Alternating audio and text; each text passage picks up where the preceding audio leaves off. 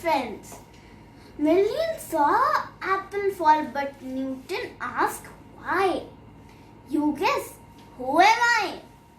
Yes, I am scientist Urvi from 3rd B. I love science and I love to explore. I love to explore space, chemicals and atoms. So, now I show you a little experiment.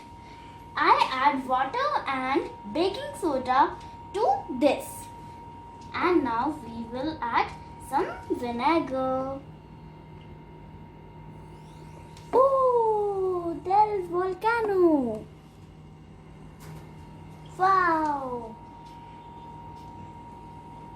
Mix acid and base, it will be a volcano. You ever seen a color changing paper? No, I will show you. Look, this is a litmus paper. I put it in this chemical. Oh, nothing has happened. Now put in this chemical.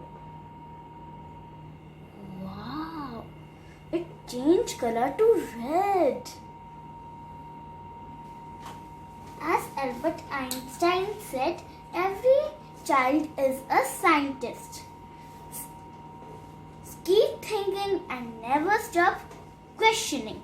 Thank you. Have a nice day. Bye.